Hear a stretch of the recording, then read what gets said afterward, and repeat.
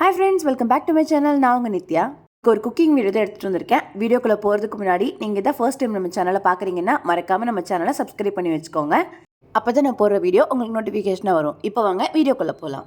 இப்போ ஒரு mixie jar எடுத்துக்கோங்க. அதில் 1.5 டீஸ்பூன் சோம்பு, 1 டீஸ்பூன் சீரகம், 3/4 டீஸ்பூன் மிளகு போட்டுக்கோங்க. ஒரு கைப்பிடி அளவுக்கு நல்லா கழுவி எடுத்துருக்க கொத்தமல்லி தலையை அறுத்து போட்டுக்கோங்க.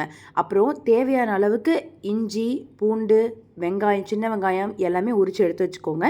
பாதி மிக்சியில் அறுத்து போடணும். மீதி சின்ன வெங்காயத்தை நான் இடித்து போடுறதுக்காக எடுத்து வச்சுருப்பேன். ஸோ இதெல்லாமே 2 கட் பண்ணி மிக்ஸி ஜாரில் ஆட் பண்ணிக்கோங்க. நெக்ஸ்ட்டு டேஸ்ட்டுக்காக ஒரே ஒரு தக்காளி மட்டும் இதில் நான் கட் பண்ணி ஆட் பண்ணிக்கிறேன். இப்போ நம்ம மசாலாக்கு தேவையான எல்லா இன்க்ரீடியன்ஸும் ரெடி ஆகிடுச்சு. இது கூட ஒரு 1/2 டீஸ்பூன் மஞ்சத்தூள் போட்டுக்கோங்க. இப்போ போய் நம்ம பிளெண்ட் பண்ணிட்டு வந்துடலாம். பிளெண்ட் பண்ணி முடிச்சதுக்கப்புறம் பாதியில் ஸ்டாப் பண்ணி தேவையான அளவுக்கு மஞ்சத்தூள் இன்னும் கொஞ்சம் எக்ஸ்ட்ரா போட்டுக்கோங்க. அது கூட கொரியாண்டர் பவுடர் ஒரு 1.5 டேபிள் ஸ்பூன் போட்டு அதை நல்லா கிரைண்ட் பண்ணி அரைச்சிக்கோங்க. அரைச்சி நல்லா பேஸ்ட்டாக்கி எடுத்து வச்சுக்கோங்க. இப்போ நண்டு நான் நல்லா சுத்தமாக கழுவி எடுத்து வச்சுருக்கேன். பாருங்கள், இந்த மாதிரி இருக்கணும். இப்போ நான் சொன்ன மாதிரி கொஞ்சம் சின்ன வெங்காயம் எடுத்து வச்சுருந்தோம் இல்லையா, அது இந்த மாதிரி தட்டி எடுத்து வச்சுக்கோங்க. அது டேஸ்ட் இன்னும் என்ஹான்ஸ் பண்ணி கொடுக்கும். இப்போ ஒரு வடைச்சட்டி வச்சு அதில் எண்ணெய் ஊற்றி கடுகு லைட்டாக போட்டுக்கோங்க. கருவேப்பிலை போட்டு நல்லா தாளித்ததுக்கப்புறம் நம்ம தட்டி வச்சுருக்க சின்ன வெங்காயத்தை இப்போ அந்த எண்ணெய்க்குள்ளே போட்டு நல்லா வதக்கி விடுங்க. இந்த அளவுக்கு வதங்கி வந்ததுக்கப்புறம் கல்லுப்பு மட்டும் கொஞ்சம் லைட்டாக எடுத்து போடுங்க. அப்போ இன்னும் கொஞ்சம் சீக்கிரமாக வதங்கும்.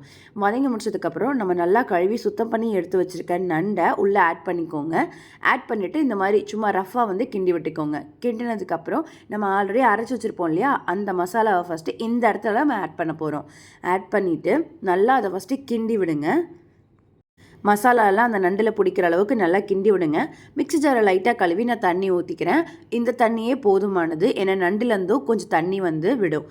அதனால் நம்ம ஓரளவுக்கு மட்டும் தண்ணி ஊற்றிக்கலாம். தேவையான அளவுக்கு இப்போ நான் தண்ணி ஊற்றி இந்த அளவுக்கு லைட்டாக கொதி பபிள்ஸ் வர டைமில் ஸ்க்ரீனில் நான் கொடுத்துருக்கேன் பார்த்தீங்களா, mutton masala, chilli powder, chicken masala, இதெல்லாமே நான் கொடுத்துருக்க குவான்டிட்டியில் போட்டு ஆட் பண்ணிக்கோங்க. ஆட் பண்ணி இந்த டைமில் லைட்டாக இந்த மாதிரி உடையாத அளவுக்கு கிண்டி விட்டுட்டு இப்போ ஒரு தட்டு மூடி போட்டு மூடி வச்சிடணும். இப்போ நல்லா கொதிக்கட்டும், அதனால் நான் மூடி வச்சிட்டேன். கொஞ்சம் நேரம் கழித்து எடுத்து பார்த்தோம்னா அது இந்த அளவுக்கு கன்சிஸ்டன்சியில் இருக்கும். இப்போ நம்ம டேஸ்ட் பண்ணி பார்த்துட்டு தேவையான அளவுக்கு உப்பு இருக்கா இல்லையாங்கிறத செக் பண்ணி பார்த்துட்டு நம்ம போதுமான அளவுக்கு கொத்தமல்லி தழை தூவி ஃபைனலாக இதை கம்ப்ளீட் பண்ணி முடிச்சிடலாம். உண்மையாகவே சொல்கிறேங்க, அடிப்புளி டேஸ்ட்டில் இருக்கும். பாருங்கள், கடைசியாக ஃபைனலாக ஆஃப் பண்ணும்போது இந்த கன்சிஸ்டன்சியில் தான் இருக்கும்.